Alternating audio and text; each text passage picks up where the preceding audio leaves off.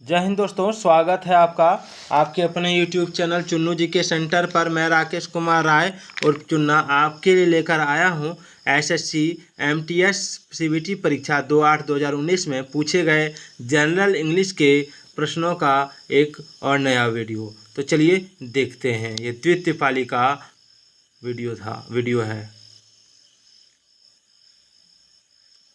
पहला सवाल आपका है कि choose the word that can substitute the given sentence. यानी वैसे वर्ड को चूज करना है जो ये जो सेंटेंस दिया गया है इसको सब्स्टिट्यूट कर सके, यानी इसके बदले आ सके। यानी वन वर्ड सब्स्टिट्यूशन वाला सवाल है। लिखा ये building where an audience sits, एक ऐसा बिल्डिंग जहाँ पर ऑडियंस बैठता है उसको क्या कहते हैं? तो उसको कहते हैं ऑडिटोरियम। ऑडिटोरियम ऑडिटोरियम का मतलब होता है दर्शकों के बैठने का जगह, ठीक है। और इसमें आप देख सकते हैं एस्ले का मतलब होता है किनारे की सीट, और हैंगर मतलब होता है जहाज, और जिम्नेजियम का मतलब होता है व्यायामशाला, ठीक है। दूसरा, select the most appropriate option to fill in the blank. यानी उचित ऑप्शन चुनिए खाली स्थान को भरने के लिए, ठीक है। ही dash his portrait in the main hall, तो उसमें क्या होगा? देखिए इसमें जो हो जाएगा वो हो जाएगा आपका option B, hung. He hung his portrait in the main hall. एक मिनट, इसमें तस्वीर टांगने के अर्थ में हैंग का प्रयोग करते हैं, जिसका वर्ब फॉर्म इस प्रकार इसमें होगा हैंग, हंग, हंग। हंग होगा, इसका वर्ब फॉर्म हंग होता है, HUNG, हंग, ठीक है। तो ही हंग हो जाएगा। चलिए, choose the correctly spelled word, यानी आपको जो इसका स्पेलिंग सही है उसको चुनना है, ठीक है। तो देखिए इसमें स्पेलिंग किसका सही है? इसमें स्पेलिंग सही है आपका ऑप्शन सी का, ठीक है। ENTHUSIASM, ये स्पेलिंग सही है, इसका सारा स्पेलिंग गलत है।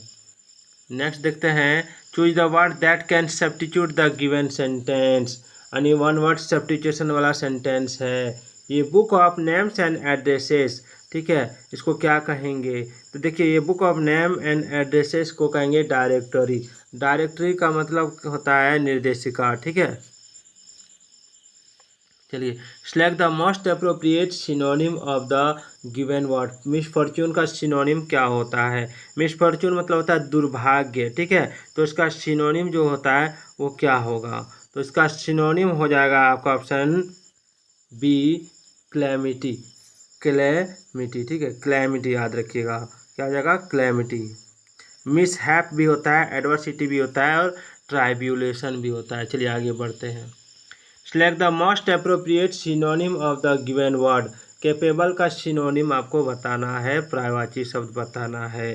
कैपेबल मतलब योग्य होता है, इसका सिनोनिम हो जाएगा आपका ऑप्शन ए, कॉम्पेटेंट, ठीक है। कॉम्पेटेंट, और प्रोफिशिएंट भी होता है, एडेप्ट भी होता है।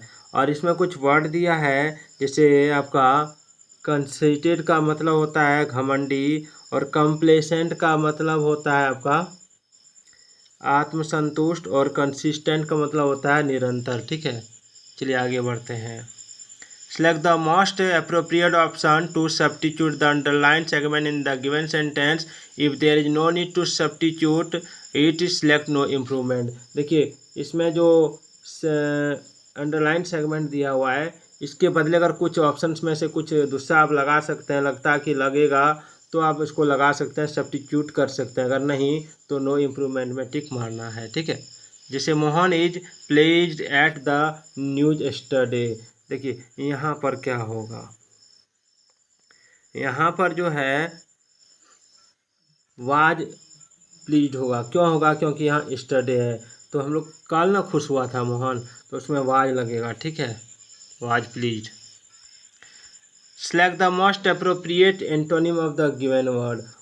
आपको एंटोनिम यानी उल्टे शब्द बताना है। कॉमिक का उल्टा शब्द क्या होगा? कॉमिक मतलब होता है हास्य, तो उसका हो जाएगा ट्रेजिक। क्या हो जाएगा? ट्रेजिक। इसको याद रखिएगा। फनी भी बोल सकते हैं, नहीं फनी नहीं, सीरियस बोल सकते हैं, ठीक है। फनी इसका सिनोनिम हो जाएगा। Select the most appropriate option to substitute the underlined segment in the given sentence. If there is no need to substitute it, select no improvement. यानी no improvement वाला सवाल है। तो the doctor has reassure me that the operation was a routine one. तो उसमें क्या भरा है का या क्या गलती है वो आपको बताना है, यानी इस जगह पर क्या भरेंगे हम। तो देखिए इसमें जो है, इसमें सबसे पहले दो गलतियां हैं। वाक्य का टेंस पास्ट में है, ठीक है, वाक्य का टेंस पास्ट में है, ध्यान दीजिए। इसलिए हैज को हैड में बदलना चाहिए, यहाँ हैड लगेगा, ठीक है। और दूसरी गलती है कि has have had plus verb three का प्रयोग होना चाहिए, और यहाँ वर्ब थ्री का प्रयोग होता है, ठीक है। तो इसमें हैड रीअश्योर्ड मी हो जाएगा। चलिए आगे बढ़ते हैं। In the following question out of the given four alternative, ये क्वेश्चन दिया इसमें 4 अल्टरनेटिव है। Select the alternative which best expresses the meaning of the idiom phrase. इसका सही मीनिंग आपको बताए वैसा आपको चुनना है। चलिए ओवर माई डेड बॉडी, इसका सबसे पहले मीनिंग जानिए। ओवर माई डेड बॉडी मेरी लाश पर या विरोध करना होता है, ठीक है। तो अपोजिंग समथिंग फायरसली हो जाएगा। ये हम लोग कहते हैं ना कि मेरे शरीर लाश के ऊपर से जाना है, तो वो अपोजिंग होता है, विरोध होता है। ये sentence has been given with a blank to be filled with an appropriate word, choose the correct alternative, ठीक है। अल्टरनेटिव सही अल्टरनेटिव ऑप्शन चुन के आपको भरना है। लिखा the bullet stuck a wall and was dash from its course, ठीक है। तो इसमें क्या होगा, देखिए इसमें जो हो जाएगा, इसमें क्या दी बुलेट स्टक ए वॉल, ठीक है। एक बुलेट यानी एक गोली जो है वॉल में जाके टकराया, and was dash from its course, और फिर वो वापस आ गया। क्या हो गया, वापस रास्ता बदल लेने के लिए यहाँ डिफ्लेक्टेड का प्रयोग होगा, डिफ्लेक्टेड, ठीक है। चलिए find the part of the given sentence that has an error in it, if there is no error please choose no error. एक सेंटेंस जो है इसमें कुछ गलतियां हैं, अगर आप गलती ढूंढ रहे हैं तो बताइए, नहीं तो नो एरर में टिक मारिए, ठीक है। तो my aunt sold her boutique to a billionaire, ये क्या है। देखिए यहाँ पर जो है दिया गया वाक्य जो है पूरी तरह सही है, क्योंकि वो बेचती थी, ठीक है। यहाँ पर हर का सही प्रयोग किया गया है, पूरा सही है, ठीक है। चलिए आगे बढ़ते हैं। इसमें नो एरर में टिक लगेगा।